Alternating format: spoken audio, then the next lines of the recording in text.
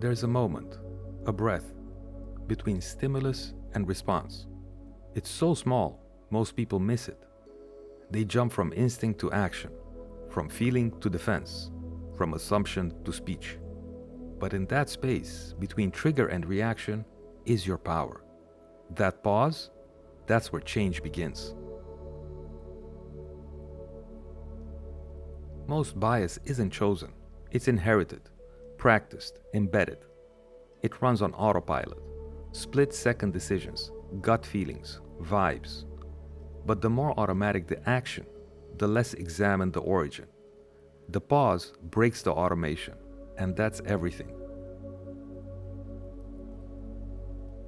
We're trained to move fast, to speak quickly, to respond immediately, to have an answer ready.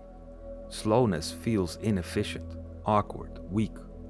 But in the presence of bias, slowness is strength. It's a refusal to let the default drive the conversation. It's not paralysis, it's precision.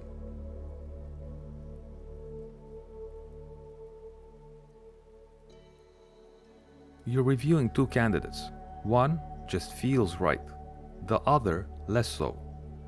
Instead of trusting the vibe, you pause. Ask, what's behind that feeling? Is it confidence or familiarity? Is one candidate reminding you of yourself and the other reminding you of someone you've never worked with before? That pause reframes the choice, and suddenly, it's not about fit, it's about fairness.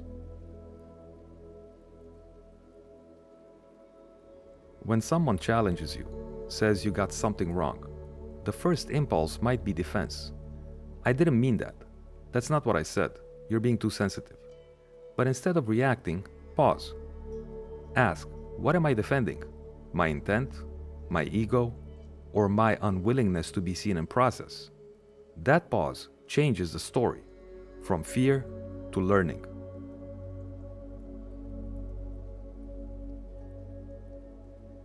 Sometimes someone says something and you don't know what to do with it. It stings. It surprises you.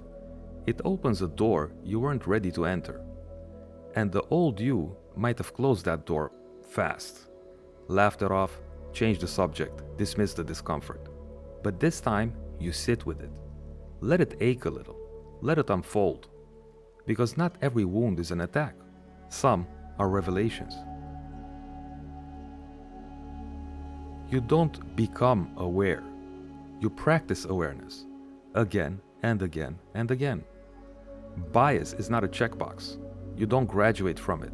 You don't earn a certificate in clarity. It's a discipline, like breathing, like presence, like integrity. It lives in the pauses you're willing to take.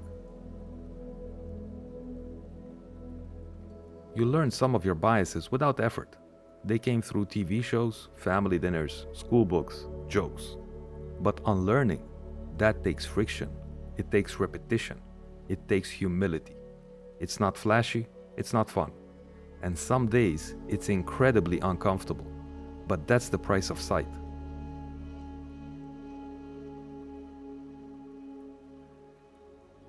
He was in a leadership meeting. A woman on his team was being dismissed, subtly, spoken over, ignored. He felt the impulse to jump in, to speak for her, to help. But he paused, and instead he said, I think she was still speaking. Then he waited. That pause didn't steal her voice. It protected it. It held space.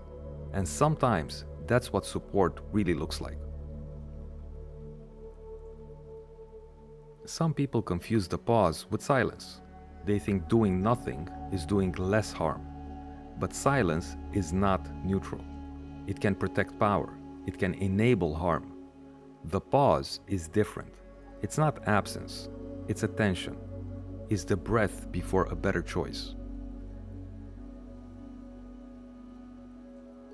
Bias loves certainty. She's not leadership material. Or he's too much. Or they wouldn't understand. These are fast conclusions, tidy, final, unexamined. But when you pause, you invite doubt. You allow complexity. You entertain the idea that you might be wrong. And that's where your humanity sharpens, not in what you know, but in what you're willing to question. This work is not about perfection. You will mess up, you will say the wrong thing, and you will miss moments. But if your response is shame, you'll stop showing up. If your response is pause, reflection, apology, adjustment, you're still in the work. Mistakes don't exile you, only ego does. Sometimes bias escalates quickly. A comment spirals, a discussion gets tense. In those moments, the instinct is to fight back, to prove your point, and to win the moral argument. But there's another way. Pause. Breathe. Say, let me think about that. Say, I hear you. You don't lose power by slowing down. You model it. Think about it. Who benefits when decisions are rushed? When assumptions go unchallenged? When reactions rule? Usually the status quo, the old story, the pattern. The pause breaks that. It gives space to those who are usually steamrolled. It allows a voice that's often buried to rise.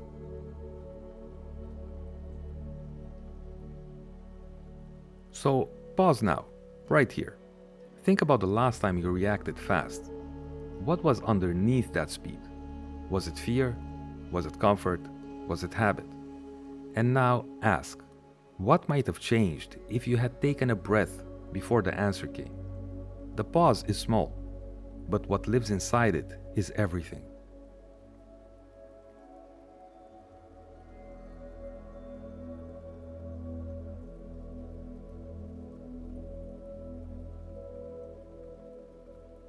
Your first thought is conditioning. The second thought is curiosity. The third thought might be yours. You're not your first thought. You are the one who chooses what comes next. Bias lives in the reflex, but choice lives in the pause. You hear someone say, she's great at her job, but she's difficult.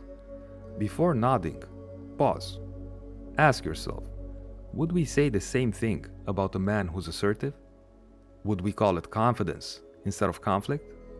Is this about her behavior or our comfort? A single pause can reframe a reputation. It can save someone's career from a label that never belonged to them.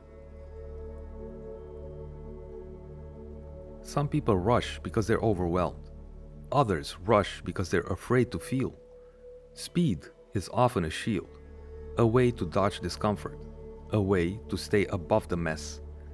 But the truth is, clarity requires contact, and contact requires pause. You have to be willing to stay in the moment long enough to understand it.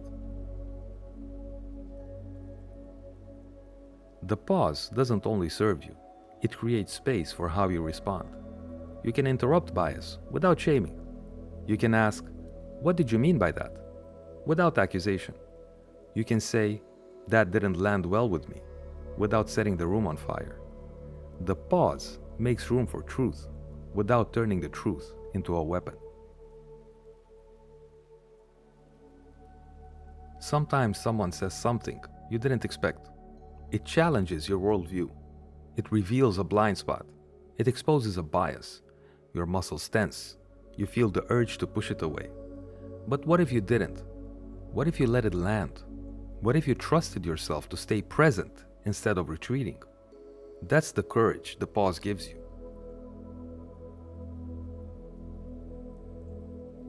Some people fear the pause means doing nothing, that it's passive, weak, hesitant.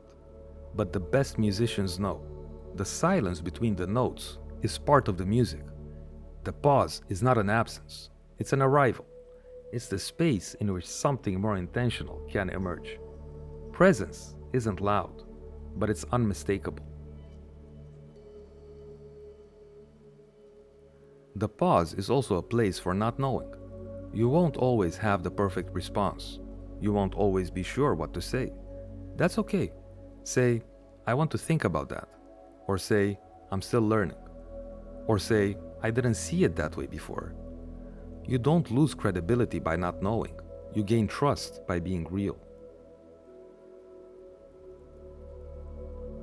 She used the wrong pronoun. She caught herself, paused, and said, "I'm sorry, let me try that again." Then she continued.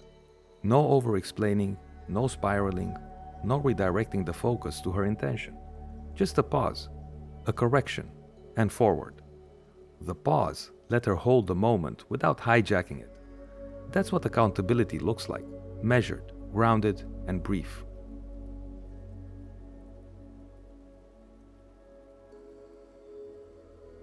The more you practice the pause, the more ready you become. Not to perform, but to respond. To notice your patterns, to catch your instincts, to reroute in real time. It's not about being flawless, it's about being fluent in discomfort, in awareness, in change. You'll have moments where no one else is in the room. No audience, no social pressure, just you and the moment.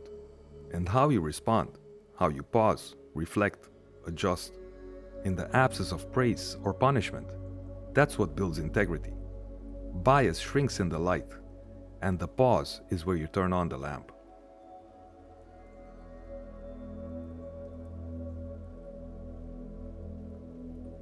In a world that values speed, slowing down is a rebellion. It says, I will not be rushed into conformity. I will not repeat what I haven't examined. I will not prioritize comfort over care. Slowness is not inaction. It's resistance in its most disciplined form. All of this might sound overwhelming. Systemic bias, deep patterns, daily friction. But the shift doesn't begin with an institution. It begins in a second, a beat, a breath, a choice. That's all it takes to change the energy of a room, to make space where there was none, to leave someone seen instead of scanned. When you pause, you make space for someone else's truth. You open the floor, you invite honesty, you give yourself a chance to show up differently than before. The pause doesn't guarantee justice, but it creates the conditions in which justice can breathe. You might fumble, you might get the wording wrong, you might not land it just right. But if you are present, really present, they'll feel it. People don't remember flawless language. They remember how you made space, how you stayed in the moment instead of defending your mask. That's what builds credibility and connection.